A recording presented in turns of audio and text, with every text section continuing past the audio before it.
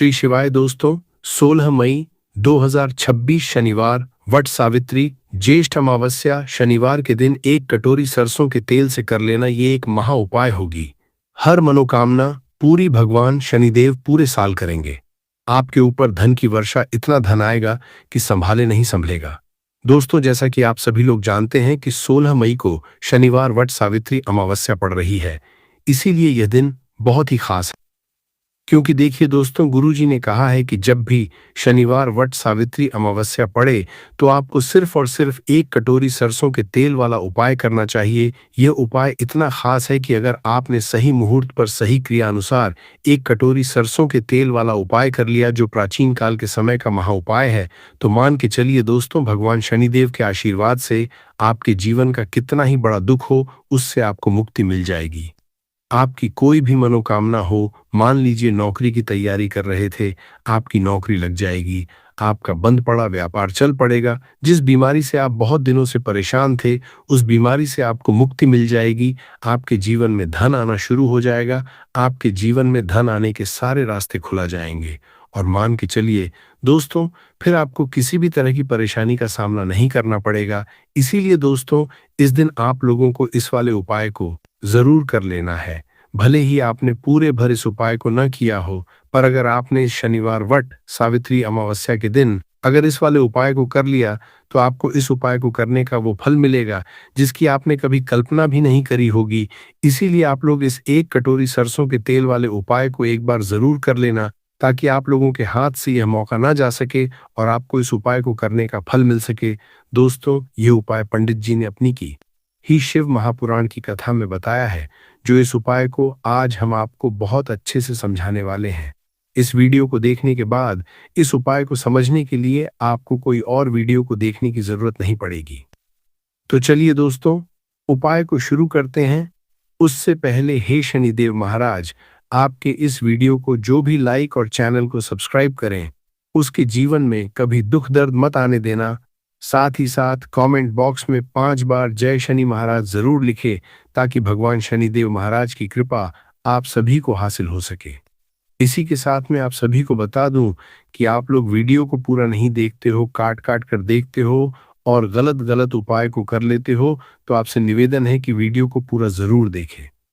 देखिए दोस्तों, ये शनिवार वट सावित्री अमावस्या का दिन ये इतना खास होता है, इतना महत्वपूर्ण होता है।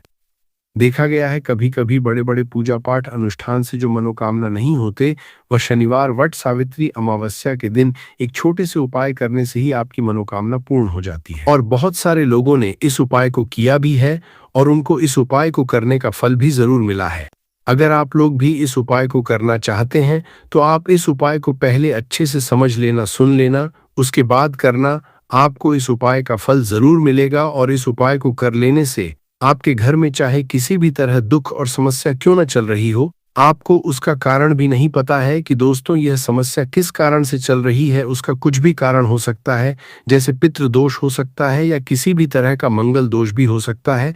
तो इस दिन आप लोगों को यह वाला उपाय कर लेना है। ये एक ऐसा उपाय है जिस उपाय को अगर किसी विशेष दिन पर किया जाए, तो दोस्तों उस विशेष दिन का जो है वह तो हमें मिलता ही मिलता है, पर हमने उस पर इस 1 कटोरी सरसों के तेल वाले उपाय को किया है, तो हमें उससे भी बड़ा फल मिलता है और फल बहुत जल्दी मिलता है, क्योंकि आप इस उपाय को बहुत ही बड़े और विशेष दिन पर कर रहे हो। आपका घर, आपके घर का मंदिर, यहाँ पर हर एक कोने में सुख और शांति का अनुभव होना चाहिए। क्या आपने कभी सोचा है कि यह शांति कैसे लाई जाए? एक अद्भुत अगरबत्ती और धूप की सुगंध आपके घर में दिव्य ऊर्जा भरने का काम करती है। यह सिर्फ सुगंध नहीं, बल्कि एक पॉजिटिव अनुभव मिलता है। एक अच्छी अगरबत्तियां प्राकृतिक सामग्रियों से बनी हैं, जो आपके मन, आत्मा और वातावरण को शुद्ध करती हैं। जब आप पूजा करते हैं या कोई उपाय करते हैं, तो इनकी सुगंध आपके मन को केंद्रित करने में मदद करती है। अगर आप भी अपने घर में एक अच्छी धूप या अगरबत्ती लाना चाहते हैं, तो वीडियो के साथ टैग की गई है अच्छे डिस्काउंट के लिए अभी क्लिक करें। तो चलिए अब उपाय के बारे में बात करते हैं, परंतु उससे पहले आप लोगों को ये जानना आवश्यक है कि आखिर ये उपाय किस समय करना है, किसको करना है और कैसे करना है। तो चलिए हम आगे आपको वीडियो में एक एक करके बता देते हैं। तो दोस्तों, इस एक कटोरी सरसों तेल वाले उपाय को हमें इस शनिवार अष्टमी तिथि के दिन कैसे करना है, किसको करना है, किस समय करना है और कहां पर करना है, ये सारे सवालों के जवाब आपको इस वीडियो में मिल जाएंगे। और जो ये वीडियो देखेगा दोस्तों, उसको एक कटोरी सरसों के तेल वाला उपाय जरूर करना चाहिए, क्योंकि इस दिन शत्रुओं और किसी भी दोष, किसी भी बीमारी से मुक्ति पाने के लिए एक कटोरी सरसों के तेल का बहुत ही बड़ा और विशेष महत्व होता है। और जब बात आ जाए एक कटोरी सरसों के तेल की, तो ये सोने पर सुहागा वाली बात हो जाती है और ये एक बहुत ही बड़ा उपाय हो जाता है। अब दोस्तों, इस एक कटोरी सरसों के तेल वाले उपाय को आखिर करना किसको है, सबसे पहले हम लोग वो बात जान लेते हैं। तो देखो, घर की जो बड़ी माताएं बहनें होती हैं, उन माताओं बहनों में से कोई भी एक बड़ी माता बहन इस वाले उपाय को कर सकती है। और दोस्तों, अगर आप चाहें तो अपने घर में सभी सदस्यों को भी इस उपाय को करवा सकते हैं। अगर किसी व्यक्ति की खुद की कोई मनोकामना है, खुद की कोई दुख और परेशानी है जो कि वह अपने लिए ही करना चाहता है, इस वाले उपाय को तो वो खुद अपने लिए भी कर सकता है। बाकी अगर कोई घर में से ऐसा है जो कि अपने पूरे घर परिवार की सुख और शांति के लिए यह वाला उपाय करना चाहता है, तो दोस्तों वो भी कर सकता है। उसमें भी कोई दिक्कत वाली बात नहीं है। कहने का मतलब ये है कि इस उपाय को हर एक सदस्य भी कर सकता है और पूरे घर परिवार के सदस्य के लिए घर की बड़ी माताओं बहनों में से कोई एक माता बहन भी कर सकती है। माताएं बहनें अगर घर में उपस्थित न हो या वह ये वाला उपाय न कर पा रही हो, तो फिर घर का कोई बड़ा सदस्य भी इस एक कटोरी सरसों के तेल वाले उपाय को कर सकता है, चाहे फिर वह पुरुष ही क्यों ना हो। उसमें कोई भी दिक्कत वाली बात नहीं है। अब दोस्तों, एक कटोरी सरसों के तेल वाले उपाय को हमें करना कहां पर, देखो, इस उपाय को हमें मंदिर में ही करना है।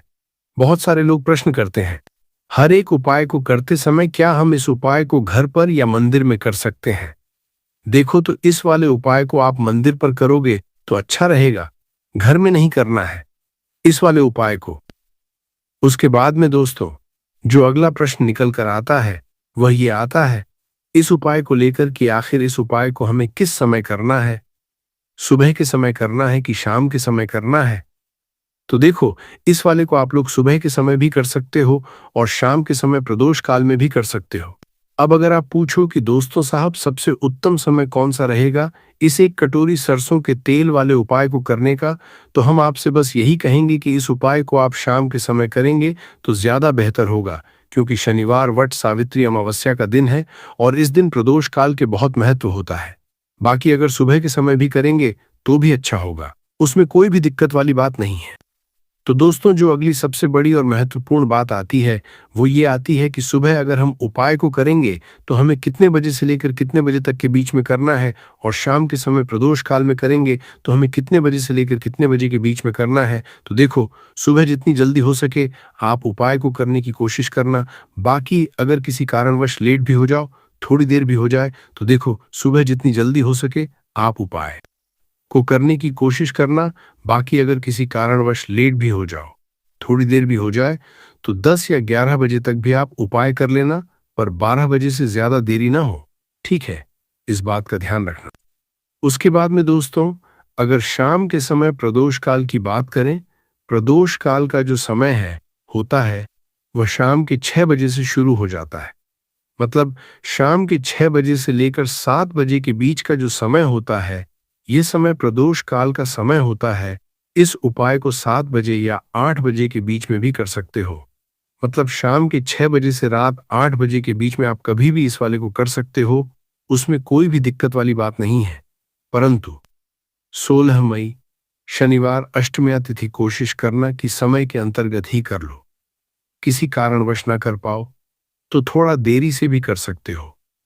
अगर आपके जीवन में निर्धनता और गरीबी लगातार बढ़ रही है, हमेशा आप अपने जीवन में पैसों के लिए परेशान रहते हैं, तो आप शनिवार के दिन सरसों के तेल में एक लौंग डालकर बहुत ही छोटा सा उपाय कर रातों रात आपकी दूर हो जाएगी और शनिदेव के आशीर्वाद से आपको कभी भी अपने जीवन में निर्धनता और गरीबी का सामना नहीं करना पड़ेगा। तो देखिए, हमेशा की तरह आज की वीडियो बहुत ही खास है क्योंकि आज की वीडियो विशेषकर शनिवार की है और शनिवार का जो दिन है ये है न्याय के देवता यानी कि शनिदेव का। और साल कौन सा चल रहा है? 2026।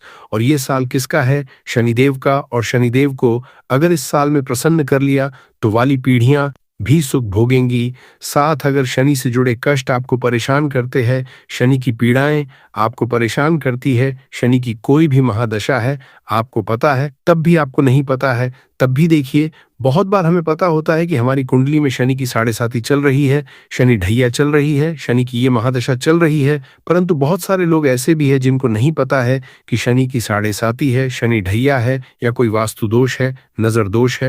अगर आपको कुछ भी पता तब भी आपको ये उपाय करना है शनिवार के दिन, क्योंकि अगर आप इस उपाय को शनिवार के दिन करते हैं तो शनि देव का आशीर्वाद आपको मिलता ही मिलता है। और उनका आशीर्वाद मिलने का मतलब ही है कि जीवन में आपको सब कुछ मिलता है जो भी आपको चाहिए। आज आपकी विश है, आज आपकी मनोकामना है कि मुझे अपने जीवन में ये चीज़ खरीदनी है, मेरा ये सपना है, मुझे ये लेना है, नहीं ले पाते हैं। बहुत सारे कारण हैं कि बहुत बार हम सोचते तो बहुत कुछ है परंतु हम वो कर नहीं पाते हैं अपने जीवन में। कभी हमारे पास पैसे की कमी होती है, कभी हमारे पास समय ऐसा नहीं होता है कि हम उस चीज को ले पाए।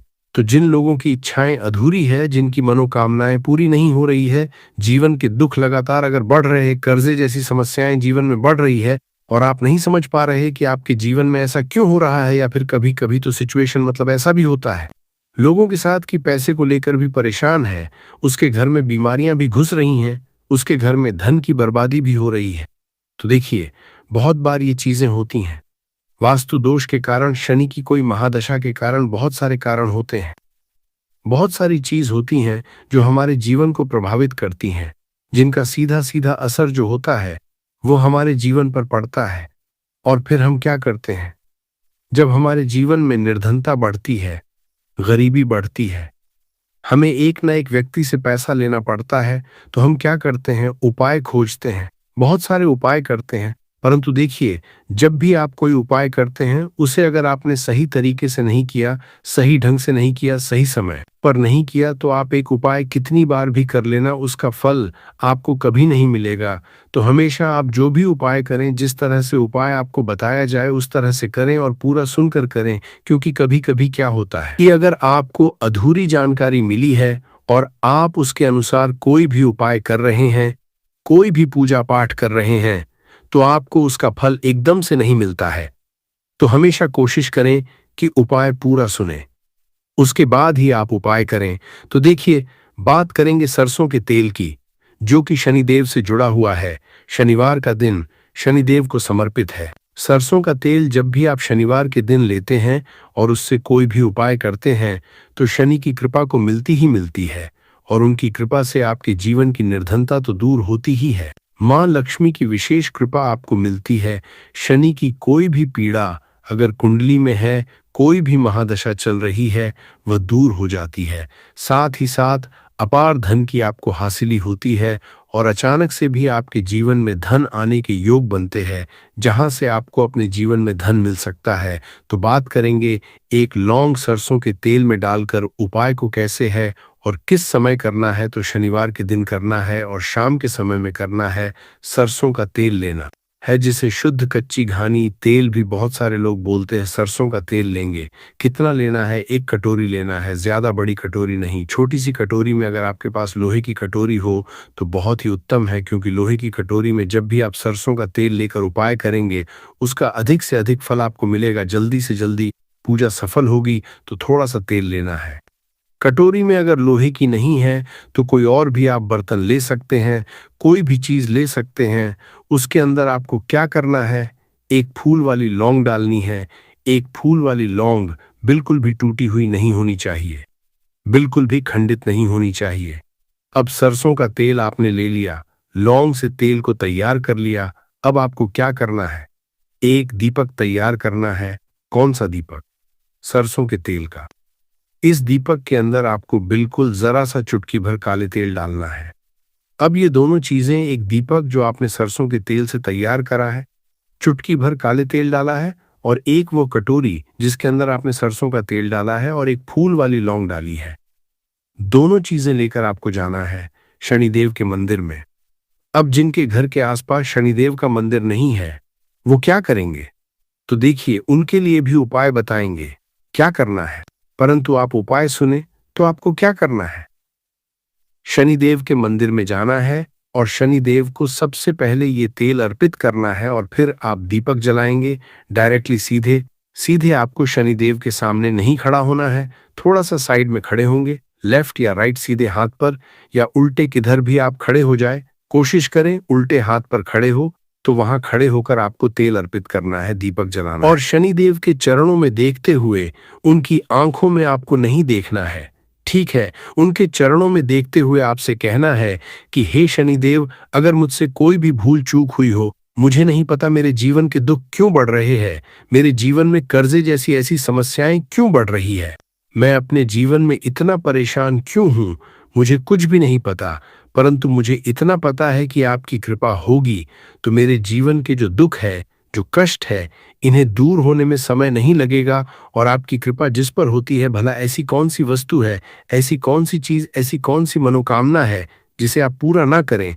तो मुझे पूर्ण विश्वास है कि आप मेरी जो दशा है, आज मैं जो इतना दुखी हूं, इसे आप समझेंगे और मेरे कष्टों को आप दूर करेंगे। और अगर मुझसे कोई भी भूल चूक हो गई हो जाने अनजाने, उसके लिए मुझे क्षमा कर दे। तो पूरी सच्ची श्रद्धा के साथ आपको शनिदेव से पहले क्षमा याचना करनी है, क्योंकि वो जो क्या है, वो हमारे न्याय के देवता है, उनसे क्षमा याचना करनी है, उन्हें तेल अर्पित करना है। एक जो दीपक लेकर के गए थे, वो आपको जलाना है। देखिए, जब भी आप सरसों के तेल का दीपक जलाते हैं, चुटकी भर काले तेल डालकर, तो ये उपाय और भी स्ट्रांग, बहुत उत्तम हो जाता है, क्योंकि सरसों का तेल उनको बहुत प्रिय है। सबसे ज्यादा प्रिय सरसों का तेल है शनिदेव को, और काले तिल भी उनको बहुत प्रिय है। काली उड़द की दाल हो गई, जितनी भी काले रंग की वस्तु होती है, ये शनिदेव को बहुत प्रिय होती है। तो काले तिल से भी शनि बहुत जल्दी प्रसन्न होते हैं। तो यहाँ पर आपको डबल डबल आशीर्वाद मिल जाता है शनिदेव का, क्योंकि एक तो उन्हें तेल अर्पित किया है, लौंग वाला, एक फूल वाली लौंग डालकर उस पर भी आपने दीपक जलाया है तिल के तेल का। तो शनिदेव की ऐसी कृपा आपको मिलती है कि आपके जीवन के जितने भी दुख होते हैं ना, उन्हें दूर होने में ज्यादा समय नहीं लगता है। शनिदेव की महिमा ऐसी है कि जो व्यक्ति शनिदेव की कृपा पा लेता है, वह खुद देखता है कि रातों रात उसकी निर्धनता, गरीबी दूर हो जाती है और वह व्यक्ति जीवन में धन को हासिल करता है। तो बहुत ही उत्तम उपाय है शनिवार का, यह एक उपाय आपको जरूर करना चाहिए। शाम के समय करना है ये उपाय, कम से कम ये उपाय आपको 3 शनिवार करना है।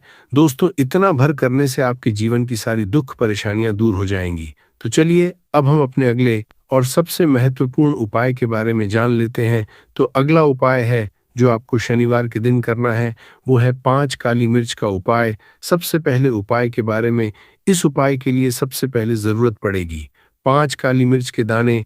5 काली मिर्च के दाने शनिवार की रात सोने से पहले चुपचाप फेंक देना। यहाँ पर 5 काली मिर्च के दाने, जीवन की हर कष्ट से मिल जाएगी आपको मुक्ति। भगवान शनिदेव जी के आशीर्वाद से पूरे जीवन काल होती रहेगी धन की वर्षा, और दोस्तों, बड़े से बड़े दुश्मन से भी मिल जाएगा आपको छुटकारा। दोस्तों, आज की वीडियो बहुत ही खास है, क्योंकि काली मिर्च के दाने अपने घर में जलाकर आप अपने घर से नजर दोष को भी दूर कर देंगे।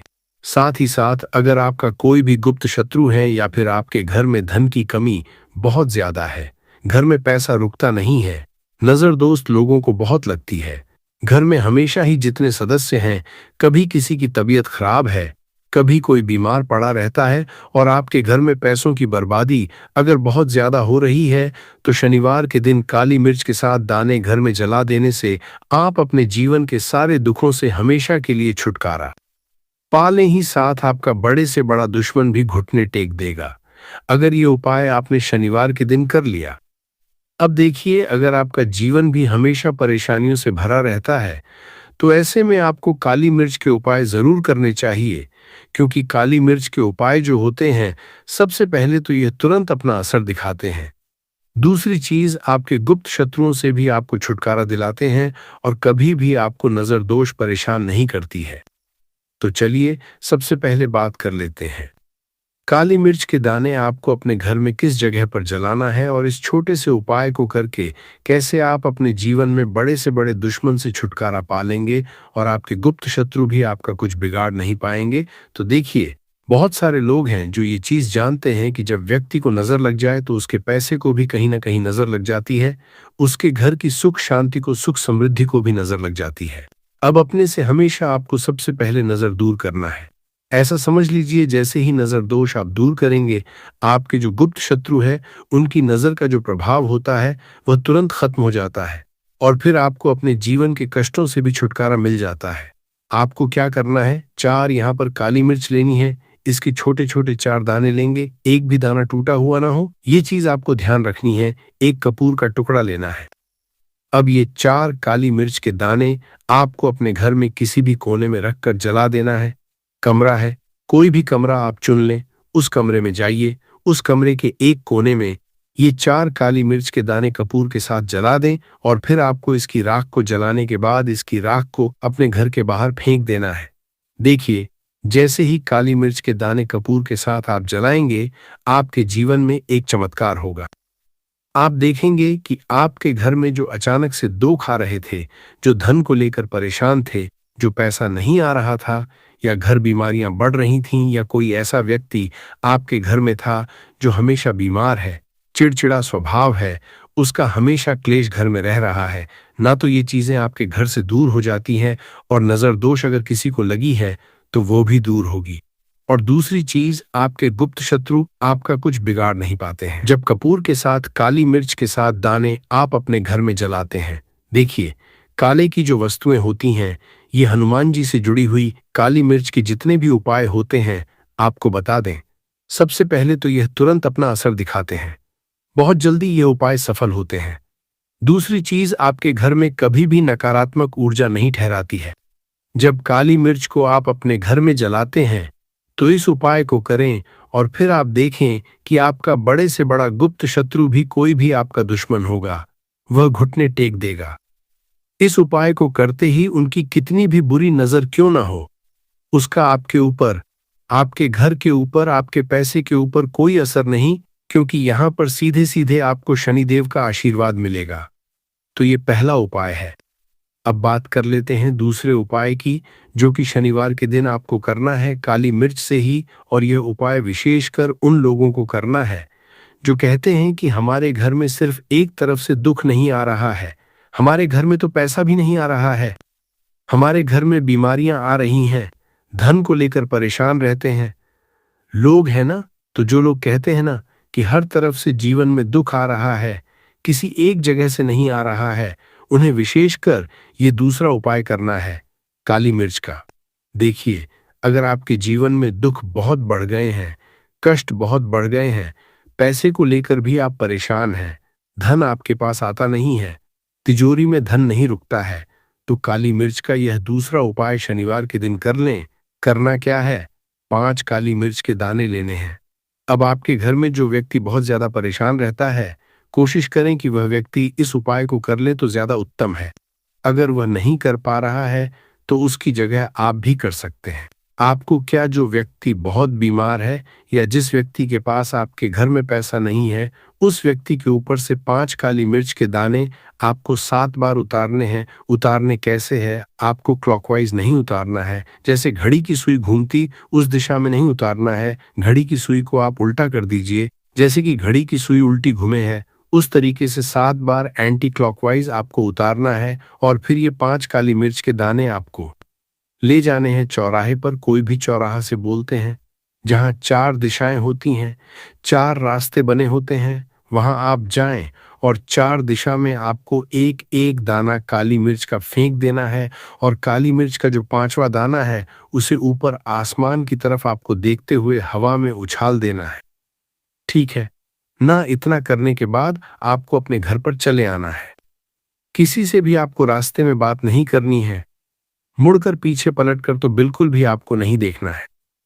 और कोशिश करें ये उपाय आप करें तो शाम के समय में करें या उस टाइम पर करें जब ज्यादा लोगों का आना जाना आपके घर के आसपास ना हो। दूसरी चीज, किसी को भी इस उपाय के बारे में आपको पता नहीं है। खासा महत्व होता है और शास्त्रों के अनुसार संध्या नाम का एक स्वर्ग पर उसने अधिपत्य कर लिया था, देवताओं को बंदी बना लिया था। तभी भगवान ने असुर को मारने की एक योजना बनाई और योजना के अनुसार सभी देवी देवता और सभी 9 ग्रह एक मोर के पंखों में विराजित हो गए। इसके बाद मोर शक्तिशाली हो गया, उसने संध्यासुर का वध कर लिया। तभी से मोर को और भी पूजनीय और पवित्र समझा जाने लगा। आगे बढ़ने से पहले आपसे रिक्वेस्ट करते हैं कि वीडियो को लाइक जरूर करिएगा, दोस्तों को कर दीजिएगा, और अगर आपने अभी तक चैनल को सब्सक्राइब नहीं किया है तो चैनल को सब्सक्राइब करके बेल आइकॉन जरूर दबाइएगा।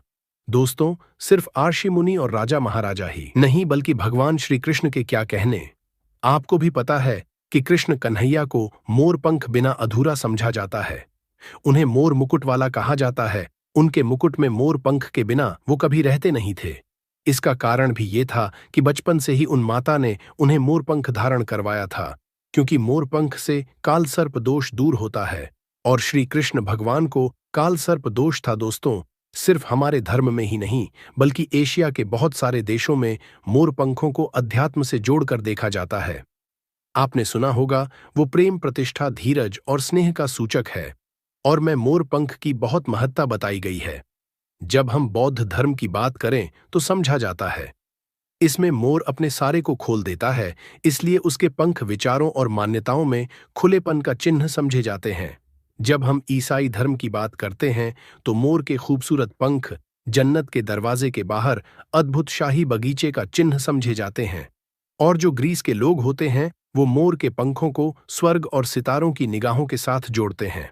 हमारे मोर को धन की देवी लक्ष्मी, विद्या की देवी सरस्वती, कृष्ण कन्हैया, गणपति, कार्तिज्ञ, इन सभी से जोड़कर देखा जाता है और लक्ष्मी सौभाग्य, खुशहाली, धन धान्य और संपन्नता का चिन्ह समझा जाता है। मोर के पंखों का प्रयोग लक्ष्मी की इन्हीं विशेषताओं को हासिल करने के लिए किया जाता है। और मोर पंख को अगर बांसुरी के साथ आप अपने घर में रखते हैं तो रिश्तों में प्रेम का रस घुल जाता है। हमारा घर मंदिर की तरह होता है। अगर उसमें रहने वाले सदस्य रोज आपस में झगड़ा करने लगे तो ये अपवित्र सा लगने लगता है। इसके कई कारण हो सकते हैं। सबसे बड़ा कारण होता है घर में अत्यधिक नकारात्मक ऊर्जा का प्रवेश करना। अब सवाल उठता है कि घर में अगर नकारात्मक ऊर्जा बढ़ गई है तो इसको दूर कैसे किया जाए। इसका प्रवेश अगर हो गया है तो इसको बाहर कैसे करें।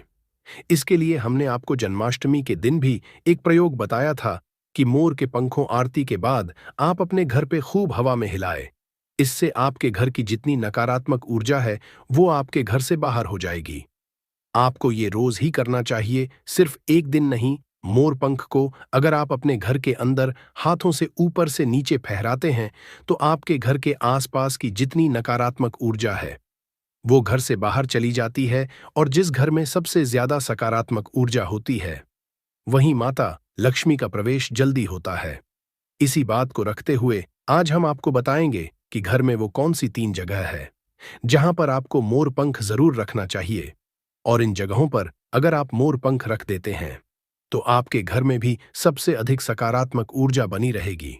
तो साक्षात लक्ष्मी जी आपके घर जरूर आमंत्रित होंगी। आप किसी भी शुभ दिन मोर का ये पंख लेकर के घर के किसी ऐसे स्थान पर सबसे पहले लगा दें जहां पर आने जाने वाले लोगों की नजर सबसे आधा पड़ती है। असल में मोर का पंख नकारात्मक ऊर्जा को अवशोषित करता है, यानी कि एब्जॉर्ब करता है। इसलिए आपको इसको ऐसे स्थान पर लगाना चाहिए जहां ये सभी को नजर आए। मोर के पंख के ये प्रयोग न सिर्फ आपको बल्कि आपके घर के सदस्यों के जीवन में भी सुख और समृद्धि जरूर लेकर आएंगे। ये प्रयोग आप अपने घर पर किसी भी शुभ दिन से शुरू कर सकते हैं। और दोस्तों, अभी तो गणेशोत्सव का माहौल चल रहा है। ऐसे अनंत चतुर्दशी के पहले, गणेशोत्सव पूर्ण होने के पहले आप अपने घर पर अगर इसको लगा देते हैं तो समझा जाता है सरस्वती माता के उपासक होते हैं या फिर विद्यार्थी होते हैं। वो पुस्तकों के बीच अगर मंत्रित करके मोर पंख को रख ले तो पूरा पूरा लाभ उठा सकते हैं। अगर आप मंत्र सिद्ध करते हैं, तांत्रिक पूजा आदि करते हैं तो उस जपने वाली माला को समझा जाता है। मोर पंखों के बीच आप रखते हैं तो आप मंत्र सिद्धि बहुत ही जल्दी होती है। घर के सभी अलग अलग कमरों में मोर पंख लगाने से घर का वास्तु बदला जा सकता है। एक मोर का पंख हमारे जीवन की दिशा बदल सकता है। यदि आप भी हर समय अपने पास मोर पंख रखते हैं तो हर कार्य में आप देखेंगे कैसे किस्मत आपका साथ देने लगती है। अगर केतु आदि के दोष भी हैं तो वो ग्रह दोष भी समाप्त होते हैं। स्पेशली अगर आपके घर में कोई ऐसा बच्चा है जो जिद्दी हो गया है तो मोर के पंखों से उसको हवा देने से धीरे धीरे उसकी जिद कम होने लगती है। अगर वो ऐसे नॉर्मली आपको हवा नहीं देने दे तो आप उसके जो छत का पंखा होता है उसमें मोर पंखों को लगा दें, और पंखा जब चलेगा तो उसके चलने पर मोर के पंखों की हवा भी बच्चे को लगेगी। इससे धीरे धीरे उसकी हठ और जिद कम हो जाएगी दोस्तों। मोरके को चांदी की ताबीज में डालकर नवजात बच्चे के सिरहाने रखते तो बच्चे की नजर दोष और किसी भी तरह के अलावला से रक्षा होती है। यहां तक कि बड़े लोग भी अगर मोर पंख को बिस्तर के नीचे अपने सिरहाने रख के सोते हैं तो समझा जाता है कि किसी भी तरह के बुरे स्वप्न या अलग तरह के स्वप्न इनके दो शादी नहीं होते हैं। अगर आपके बच्चे का पढ़ाई में मन नहीं लगता है, कमजोर है, तो उनके कमरे में मोर पंख लगाएं, स्पेशली उनके स्टडी टेबल में लगाएं, और जिस सब्जेक्ट में बच्चा वीक उसके उस बुक में आप मोर के पंखों को रख दें। आप देखेंगे थोड़े ही दिनों में बच्चे का कैसे कंसंट्रेशन पावर बढ़ता है, मेमोरी पावर बढ़ती है और बच्चा पढ़ाई में तेज होने लगता है। सरस्वती माता के उपासक और विद्यार्थियों को पुस्तक में मोर का पंख जरूर रखना चाहिए दोस्तों। ये तो हुई बच्चों की बात, लेकिन जब बड़ों की बात होती है, कई बार हम बहुत सारे काम हाथ में ले लेते हैं। काम होते होते लास्ट में रुक जाता है या लंबे समय अटका हुआ आ जाता है। काम बढ़ता ही है, तो ऐसे में यदि आप अपने घर के बेडरूम के पूर्वी दक्षिण यानी south east corner of the house है उसमें मोर का पंख लगाते हैं तो आपके अटके हुए कार्य पूरा होने के योग बनने लगते हैं। घर में अगर पैसों की बरकत नहीं होती है, धन आता है रुकता नहीं है, तो इसी कोण में यानी दक्षिण पूर्व कोण में आप इसको लगा देते हैं तो घर में बरकत बढ़ती है। और अचानक कष्ट जो आते हैं या एक्सीडेंट जैसे अचानक जो प्रॉब्लम्स आती है उन सब से आपको मिलती है। आप चाहें तो आपका जो घर है या फिर दुकान की जो दक्षिण पूर्व दिशा है वहां पर मोर का पंख स्थापित करते हैं। और व्यापारिक स्थल में अगर आप इसको स्पेशली स्थापित करते हैं तो आपके घर में कभी भी पैसों की कमी नहीं होती।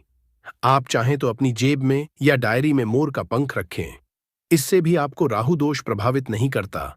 और मन चाहे पैसा का समझे के बाद भी अगर पैसा नहीं टिकता है तो आपके घर के साउथ ईस्ट कॉर्नर में मोर पंख जरूर लगाना चाहिए।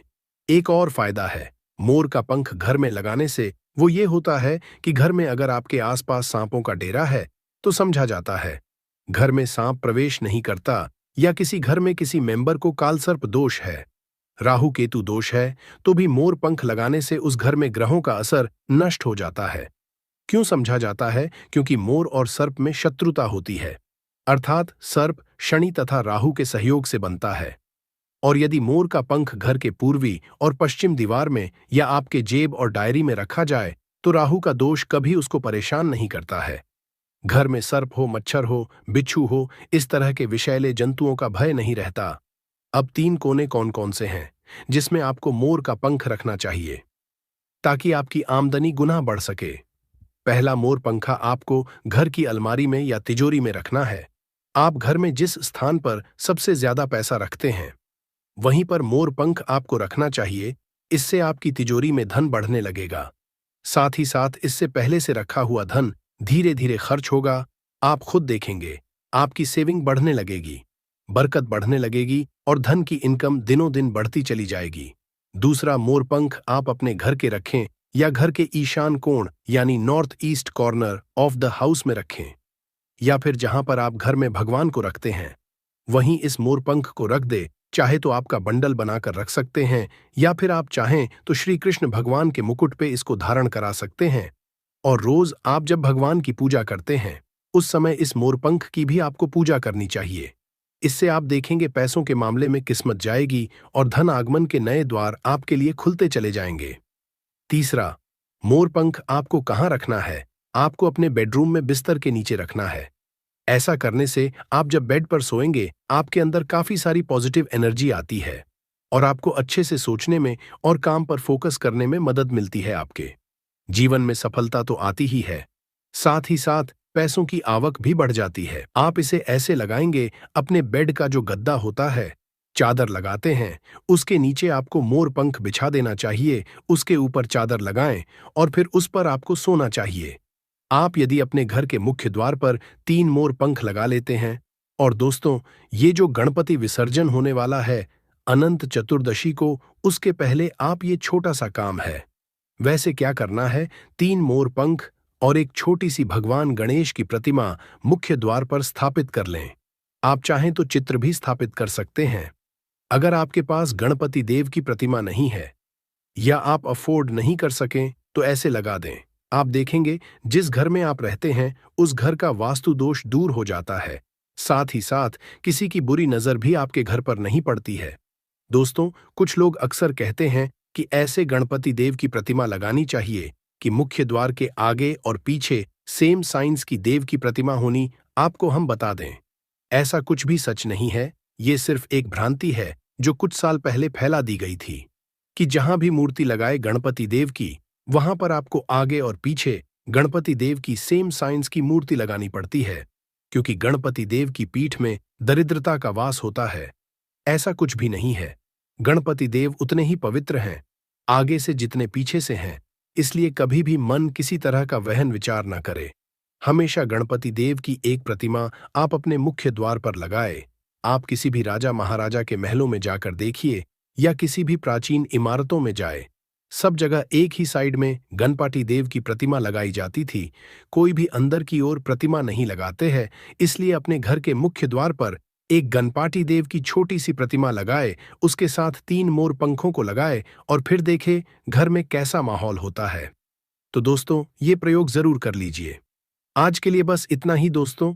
अगर आपको ये वीडियो पसंद आया है तो वीडियो को लाइक करिएगा, दोस्तों को शेयर जरूर करिएगा। क्या करना है, जो कागज आपने लिया है, ठीक है ना, उस कागज के ऊपर आपको अपने शत्रु का नाम लिखना है। अगर का नाम पता है तो मान लीजिए, शत्रु का नाम पता ही नहीं है या शत्रु बहुत हैं या गुप्त शत्रु हैं जिनके बारे में आप जानते ही नहीं, क्योंकि देखिए गुप्त शत्रु का कोई पता नहीं लगा सकता। बहुत सारे कम ऐसे लोग हैं जिन्हें पता होता है कि हाँ गुप्त शत्रु हैं हमारे, या पता लग जाता है। किसी तरीके से आधे से ज्यादा केस में गुप्त शत्रु के बारे में पता ही नहीं चलता है। इसलिए आप नाम ना लिखकर शत्रु या गुप्त शत्रु लिखेंगे पर्ची पर तो आपको ज्यादा लाभ होगा। इससे क्या होगा, आपके जितने भी शत्रु हैं, ना 2 हैं, 3 हैं, 4 हैं, 1000 हैं, कितने भी हैं, सभी परास्त हो जाएंगे और सभी आपके जीवन से दूर हो जाएंगे। मतलब उनकी पूरी ताकत खत्म हो जाएगी। कुछ आपका नहीं बिगाड़ पाएंगे। तो कोशिश वो कितनी भी कर लें कि आपका नुकसान करना है, धन हानि करनी है, व्यापार खराब करना है, लेकिन सिर्फ सोचेंगे कर कुछ नहीं पाएंगे। तो देखिए, पर्ची पर आपको नाम लिख लेना है, या फिर नाम ना लिखकर आप शत्रु लिखें तो ज्यादा उत्तम है। शत्रु लिख लिया, अब उस पर्ची को आपको फोल्ड कर लेना है, ठीक है ना, मोड़कर उसे बंद कर लेना है पर्ची को। अब जो माचिस है आपके पास, उस माचिस के अंदर इस पर्ची को, इस सफेद रंग के कागज को जिस पे आपने शत्रु लिखा है, उस पर्ची को आपको रख लेना है। रख लिया। अब इस माचिस को आपको बंद करके अपने पास रख लेना है। माचिस खोलकर ही उसके अंदर आपको पर्ची रखनी है और फिर माचिस को 24 घंटे तक, कितने घंटे, 24 घंटे यानी 24 आवर, 24 घंटे आपको उस माचिस को अपने पास रखना है। देखिए, जब 24 घंटे हो जाएंगे उसके बाद आपको क्या करना है। 24 घंटे में आप सोचें कि रात में आप सो रहे हैं तो क्या माचिस को बाहर निकाल कर रखना है?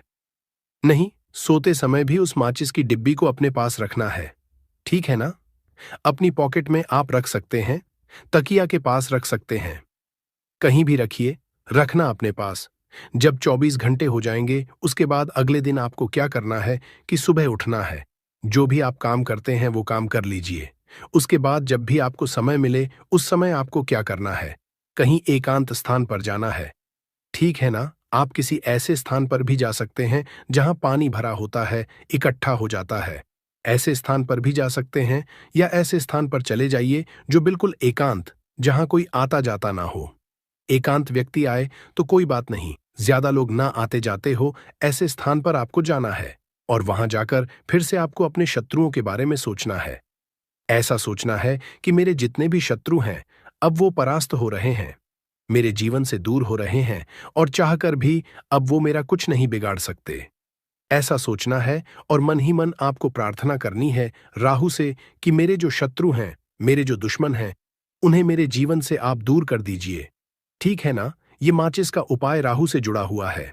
अब आपको क्या करना है, उस पूरी माचिस की डिब्बी को वहां एकांत में फेंक कर आ जाना है। तो माचिस की डिब्बी को जब फेंकेंगे पर्ची के साथ ही आपको फेंकना है। ऐसा नहीं है कि आप सोचे माचिस के अंदर से पर्ची निकालकर आपको उस डिब्बी को फेंकना है। पूरी की पूरी डिब्बी ऐसे ही फेंक कर आ जाना है, तीली के साथ, पर्ची के साथ पूरी माचिस और फिर पलटकर आपको नहीं देखना है, सीधे अपने घर पर आइए, हाथ पैर धो लीजिए।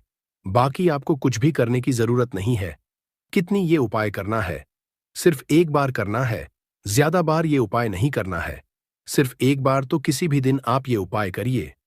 शत्रु 1 हो, 2 हो, लाख हो, 1000 हो, करोड़ ही क्यों ना हो, आपके जीवन से दूर हो जाएंगे और कभी आपको परेशान नहीं कर पाएंगे।